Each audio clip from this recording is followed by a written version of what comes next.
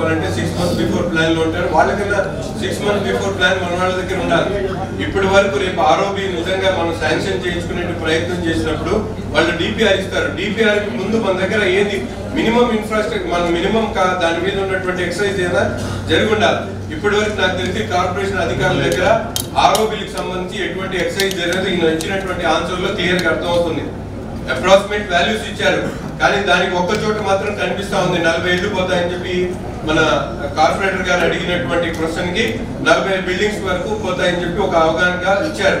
నేను అనేది మిగతా 5 చోట్ల కూడా ఎక్కడైతే మనం ఆర్ఓబిస్ ప్లాన్ చేస్తా ఉన్నామో అక్కడ మినిమం దానికి అవసరమైనటువంటి మినిమం మనకి ఎంత వరకు ల్యాండ్ ఎక్విజిషన్ అవసరమో, లేకపోతే ఎన్ని బిల్డింగ్స్ పోతా ఉన్నాయి, వాళ్ళకి ఏ విధంగా కాంపెన్సేట్ చేయడానికి ఆ లోకల్ బాడీ రెడీగా ఉందో ఇదంతా కూడా మినిమం మన దగ్గర ఆ కెపాసిటీ మెయింటైన్ చేస్తేనే ఆర్ఓబి శాంక్షన్ అయిన తర్వాత కూడా it takes more than 2.5 years.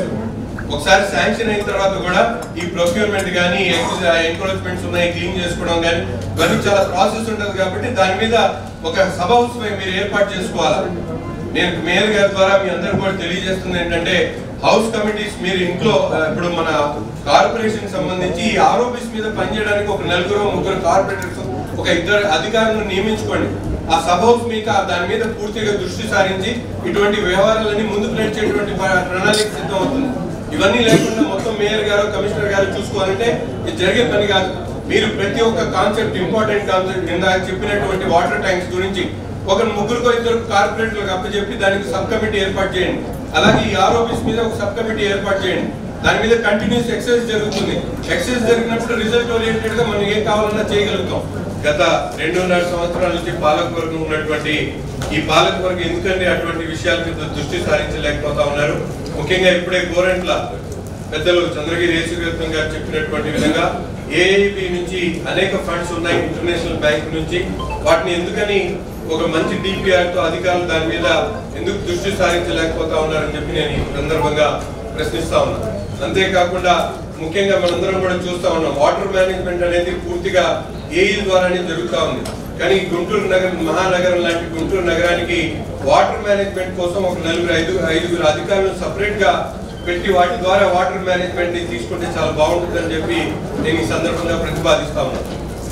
ఎందుకంటే ఇప్పుడు ఏఈలు అనేది డిఫరెంట్ టైప్ ఆఫ్ డ్యూటీస్ చేస్తా ఉన్నారు, కానీ వాటర్ అనేది ప్రతి ఒక్కరికి ముఖ్యమైనటువంటి అవసరం. కాబట్టి దాంట్లో మిగతా చాలా విషయాలు ఉన్నాయి. వాటర్ డిస్ట్రిబ్యూషన్ పైప్ లైన్స్ దగ్గర నుంచి హెచ్ఎల్ఆర్ వాటర్ ట్యాంక్స్ దగ్గర నుంచి వాటర్ మేనేజ్మెంట్ దగ్గర నుంచి ప్రొక్యూర్మెంట్ దగ్గర నుంచి ఇవన్నీ కూడా వాళ్ళ కింద చేయాలంటే చాలా కష్టమైనటువంటి పరిస్థితులు కనిపిస్తా ఉన్నాయి. అందుకని కార్పొరేషన్ అధికారులు అలాగే మున్సిపల్ అడ్మినిస్ట్రేషన్ ద్వారా మీరందరూ కూడా పర్మిషన్స్ తీసుకొని తప్పకుండా వాటర్ మేనేజ్మెంట్ బాడీని ఒకటి కార్పొరేషన్ ఏర్పాటు చేసి 5 అధికారులు ఒక ఎగ్జిక్యూటివ్ ఇంజనీర్ అలాగే ఏఈలు ప్రత్యేకంగా వాటర్ డిస్ట్రిబ్యూషన్ మీద ఒక ఏఈని అలాగే పర్టికులర్ గా ప్రతిరోజు ఎంత వాటర్ మన ఇన్పుట్ తీసుకుంటున్నాం, ఎంత అవుట్ఫ్లో అవుతుంది. అలాగే కొన్ని ఆటో నగర్ లాంటి ప్రాంతాలు ఉన్నాయి మనకి హైవేగా వాళ్ళందరూ కూడా కమర్షియల్ గా యూటిలైజ్ చేసుకొని కొంత వాటర్ ఇచ్చినా కూడా వాళ్ళు పేమెంట్ చేయడానికి రెడీగా ఉన్నారు. ఆల్రెడీ వాళ్ళకి 6 కోట్లు కట్టున్నారు. ఆ 6 కోట్లు కట్టిన తర్వాత కూడా ఎక్కడ కూడా ఆటో నగర్ లో 14 మాత్రమే వాటర్ కనెక్షన్స్ ఉన్నాయి. మిగతా చోట్ల వాటర్ కనెక్షన్స్ ఎందుకు ఇట్లేదు, అటువంటి ప్లేస్ ని ఎందుకు యూటిలైజ్ చేసుకోవట్లేదు అని చెప్పి కార్పొరేషన్ మేయర్ గారి ద్వారా కార్పొరేషన్ అధికారులు నేను అడుగుతా ఉన్నాను. ఆటో నగర్ అనేది కూడా గుంటూరు నగరంలో ఒక భాగం అయిపోయింది. అక్కడ కమర్షియల్ యాక్టివిటీ జరుగుతుంది. కొద్దిగా నీళ్ళు ఇచ్చినా కూడా హై ట్యాక్స్ మనకు వచ్చేటువంటి అవకాశాలు ఉన్నాయి. అటువంటి చోట ఎందుకు వినియోగించుకోవట్లేదు? ఆ వాటర్ ని ఆటో నగర్ పంపించి అక్కడ డిస్ట్రిబ్యూషన్ పైప్ లైన్ కోసం ఏపీఐసిసి వాళ్ళు 6 కోట్ల రూపాయలు కట్టారు. 6 కోట్లు కట్టిన తర్వాత అది 1 year అవుతా ఉంది. ఇప్పటి వరకు ఆటో నగర్ సంబంధించినటువంటి వాటర్ డిస్ట్రిబ్యూషన్ పైప్ లైన్ ని ఎందుకు పూర్తి చేయలేదు?